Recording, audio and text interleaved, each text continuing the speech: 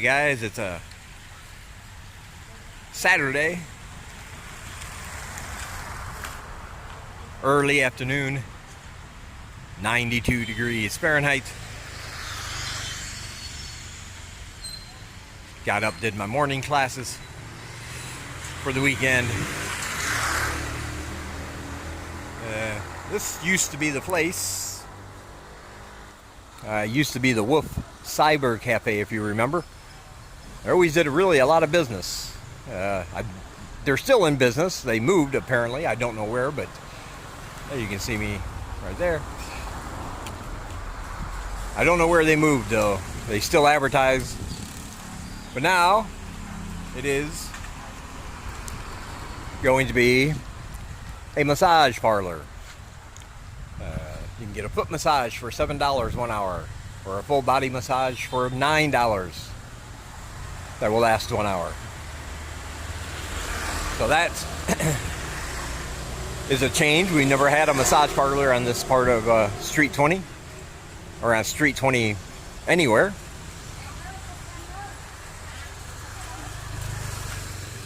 So we lost the Cyber Cafe, but if you want a good massage, you can come down here and get one. And it is a real massage parlor, not a haha, nudge nudge, wink wink massage parlor. It's a legitimate establishment.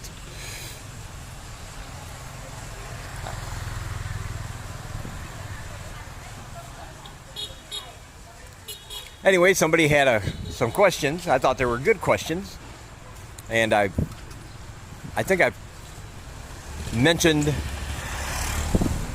some of these subjects before, but perhaps you haven't scrolled through all my videos, so they're worth coming back to, I think.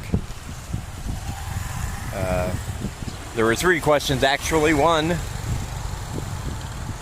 have I ever been to any other Asian countries, and how would I compare those to Cambodia? The answer is no, I have not been to any other Asian countries, so I can't really do a comparison. I watch a lot of videos from different travelers and expats in different countries: the Philippines, Thailand, Malaysia, Laos, even China, South Korea. The only time I was in Thailand was on my way here. I had a layover, but that was just the airport. And then when I did my border run, and that was a few months back, that was only long enough to cross over. Then I crossed right back over into the Cambodia side because we had to find a ride from Poi Pet back to Siem Reap. So that's been my only exposure to any other Asian countries.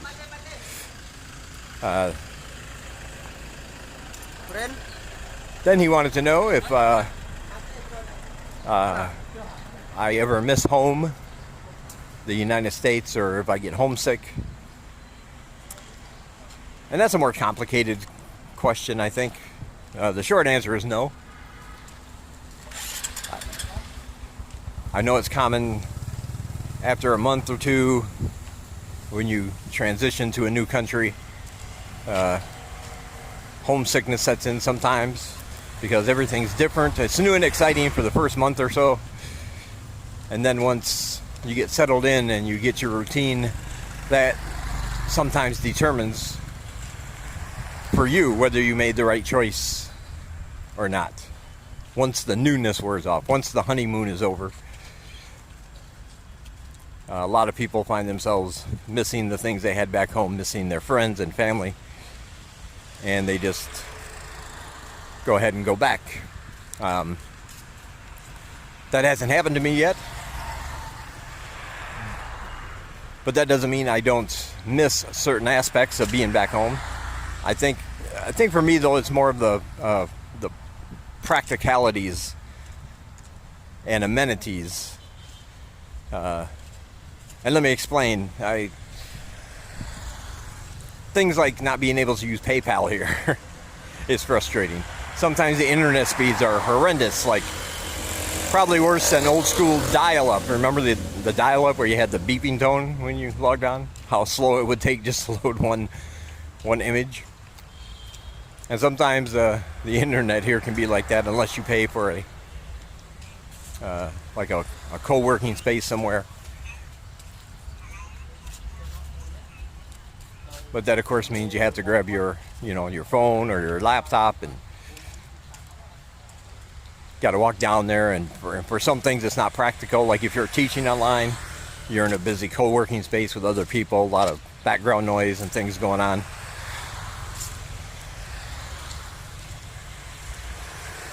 No, I don't have my own home internet, so I'm using the shared free internet in my apartment, and I'm sure that has a lot to do with the speed sometimes, and it's not constant. Sometimes it actually works really, really well. But there are other times when I'm simply trying to watch like a 10-minute YouTube video and it's almost impossible. I get 3 seconds and it's buffering for 5 minutes just to get another 3 seconds. Sometimes the signal will drop.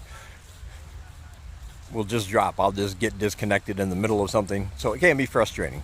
So things like that at those particular moments. Yeah, I miss how easy it was back home with the super high-speed internet and being able to get money moved around pretty easily. You know, I have a PayPal account attached to my bank account. I have my direct deposit set up, all that good stuff. So those are the things I miss, but I don't miss I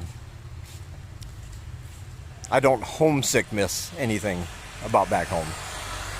I've never felt the urge to pack it in and... Hey, what's up, man? Say hello to YouTube. Number one tuk-tuk driver, right there. Yeah, but I've never thought about packing it in and moving back. I like it here considerably, and I think that's well documented in my videos. I would always recommend Cambodia, with the caveat that it is not for everyone.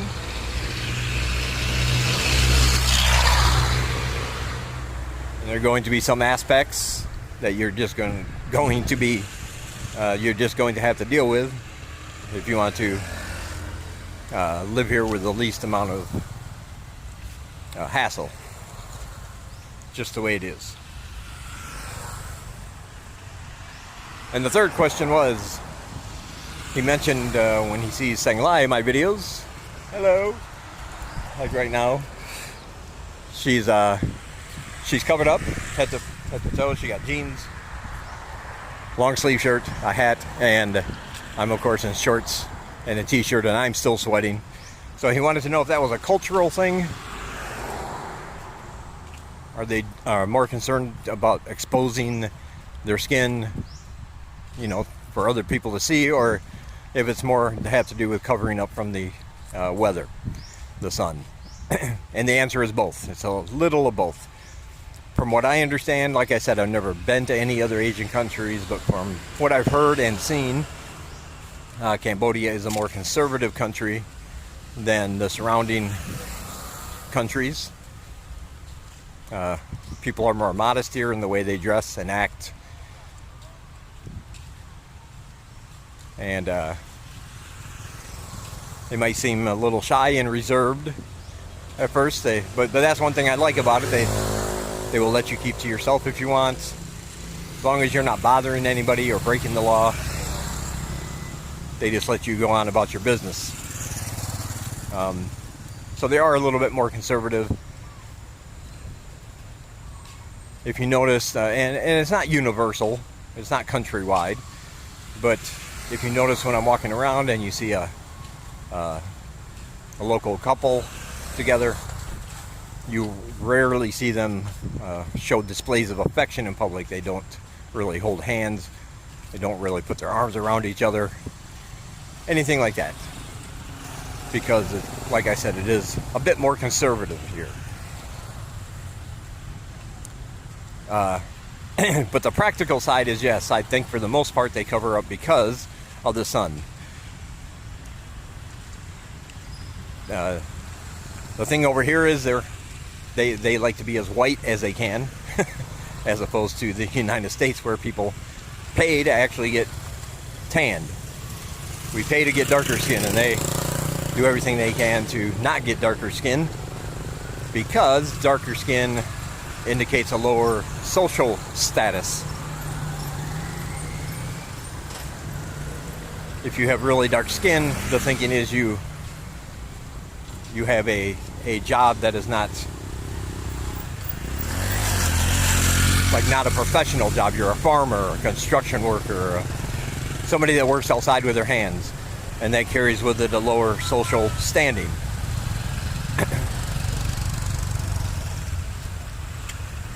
So as you can see, even on the motorbikes there, people have got on, the women have got on jeans, long sleeve shirts, and even sweatshirts over that.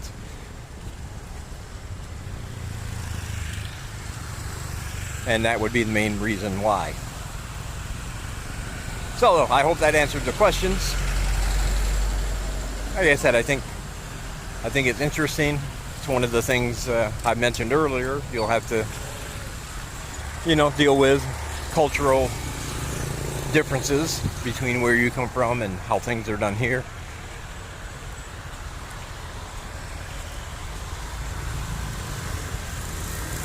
But still, for everything that could be construed as negative, there's also many positives.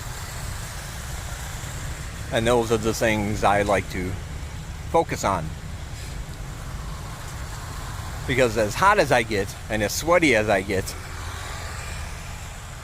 and it can get pretty brutal at times, when I think about complaining, I always think about where I come from. Michigan. And the 6 months of freezing, cold, bitter winter that we get every year, and how miserable I always was every year when that would happen. And if I had my preference, I would always choose the heat. So it works for me. Ooh. Oh man, the river is at a standstill. It is covered in algae and growth.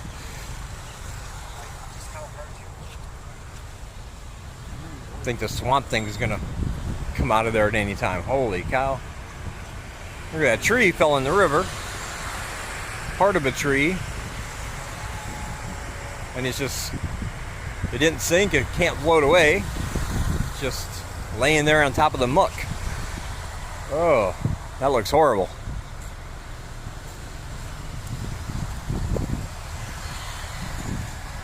I always assumed during rainy season that and it has been raining. I thought that would open the river up a little bit. Ooh. Wow, it looks like it goes all the way down too.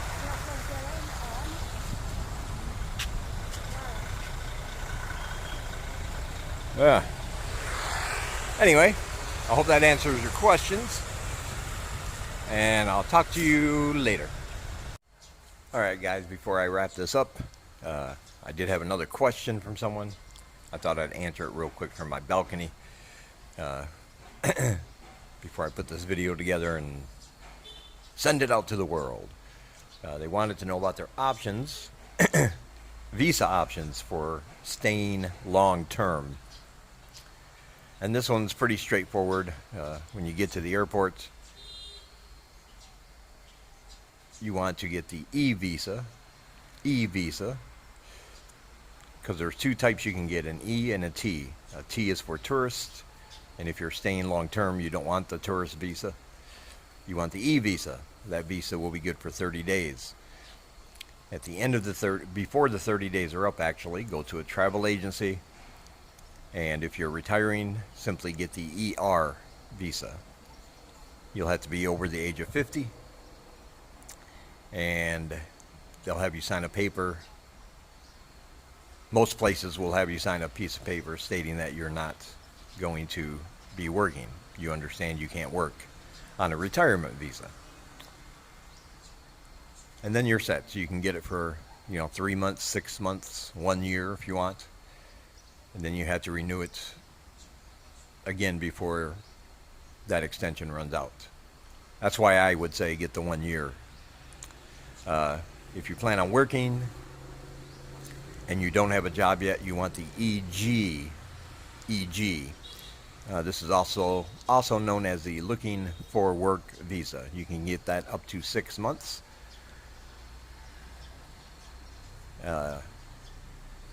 And this will give you time to find a job. Once you find a job, you'll have to change that to EB, but that's a whole nother story. Yeah, for long-term visa options, those are it. You get into town. When you get up to the immigration desk, you tell them you want the E visa before the 30 days, about 3 or 4 days before anyway. Actually, I would give it a week if you're coming to Siem Reap, because they have to send it to Phnom Penh, and Phnom Penh has to process it before your time runs out.